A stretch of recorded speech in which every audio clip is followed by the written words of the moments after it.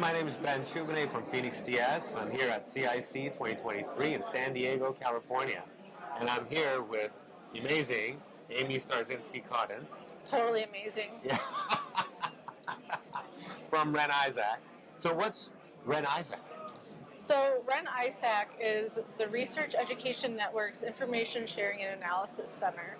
And what the ISACs are Information Sharing and Analysis Centers. We were created by presidential declaration in the late 90s to protect and share critical infrastructure.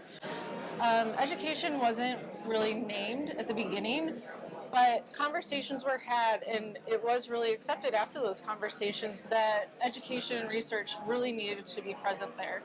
We're actually celebrating our 20th birthday this year. Oh, cool. Yeah, we're 20 years and 1 week old today. Oh, my goodness. And, you know, what we are is we're a community we're internationally membership-based, and it's all higher ed security and research security. Okay, so higher ed security and research security. Yes. So you're an association for that purpose. Yes, so we have like CISOs, CIOs, security engineers, but then also we have people like me. I'm a strategic partnerships manager who are in this community, and what we do is we all get together and we share. We have threat intel feeds, but we also share different information.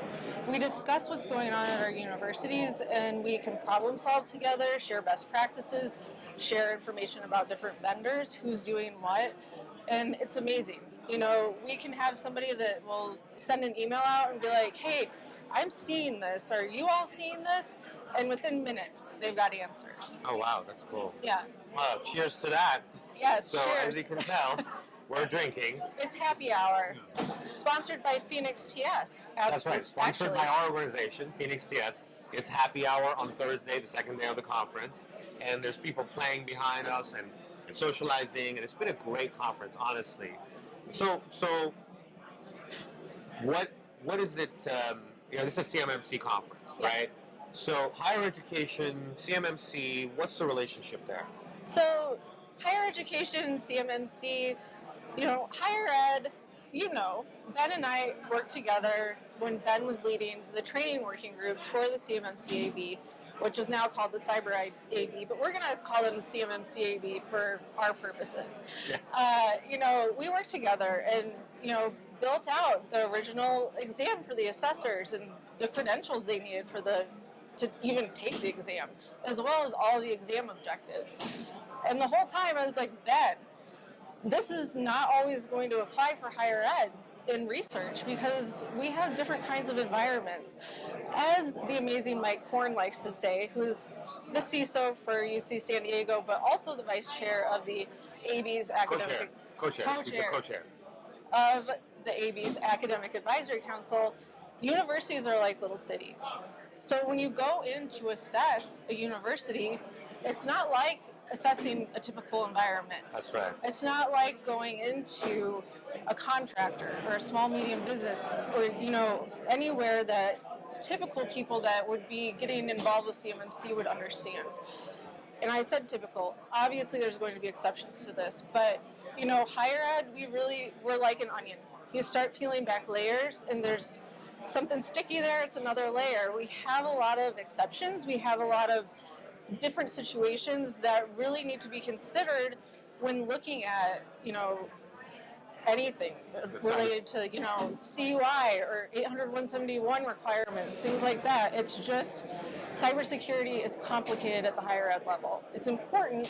There's a lot of people doing very hard work on a daily basis, but it can get very complicated. So to clarify it for our viewers, CMMC is for a standard really currently for DoD contractors. Yeah. What does that have to do with higher education? I went off on a tangent, which was amazing because you all learned something. But as far as CMMC, there are a lot of higher education institutions that are actually defense contractors at the same time. There is a lot of research happening on college campuses that feeds right into the defense industrial base.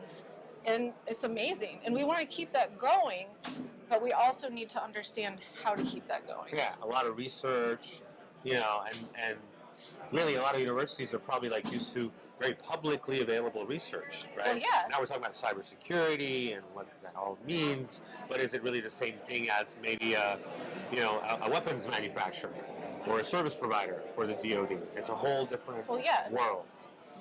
And so you had a talk here at CMMC, CIC 2023. What was that one about?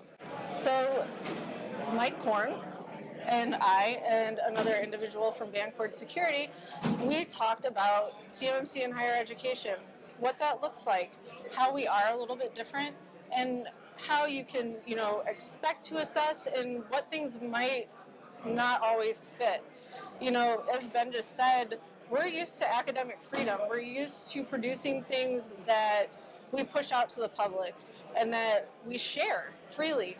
So, there still aren't a lot of answers about, some of the things that we're talking about, which are, like federal contract information and things like that. Because, I remember sitting in a meeting with Ben in May 2020 and something came up and I was like, we share that. We send it out freely. So, we have to work through these kinks and figure out what exactly is going to go into the CMMC bucket and what we can keep into our academic freedom bucket. So, but there's a lot of really, really smart people who are working on this right now, and we're going to shake it out. We're going to figure it out. But, we do have to remember that at the end of the day, we're really trying to protect our nation.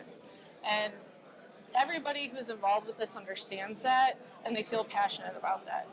Universities are targets. We know this. We face it every day.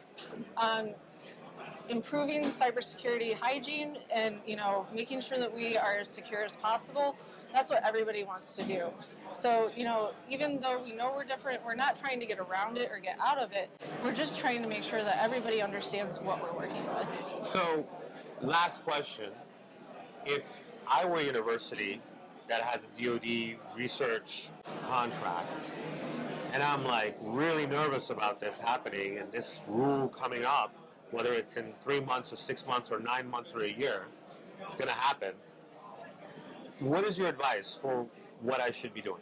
So what I typically tell universities is this. If you have CUI, because you're working with the DoD and it's in your contract, look at your contract, look at it. If it's in there, you should already be 800-171 compliant or working toward 800-171 compliance.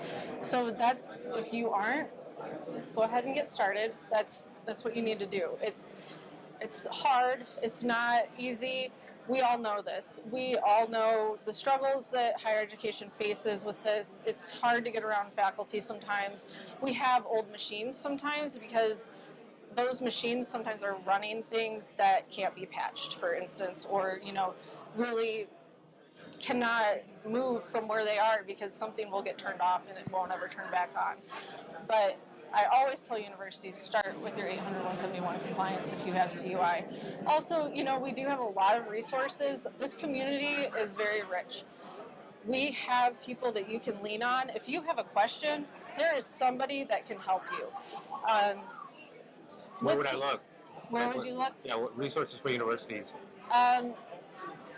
There's not an exhaustive list anywhere. I'm going to put one on my LinkedIn, which I'm sure they're going to put my name at the bottom of this somewhere.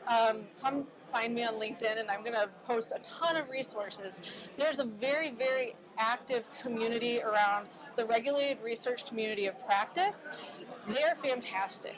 They are absolutely amazing, and it's so supportive. So that would be my first place. After you look at your contract and are like, okay, we have to really get moving on 800-171 if we have it. But that group can also help you with this. And, looking at those resources and seeing, where do we go from here?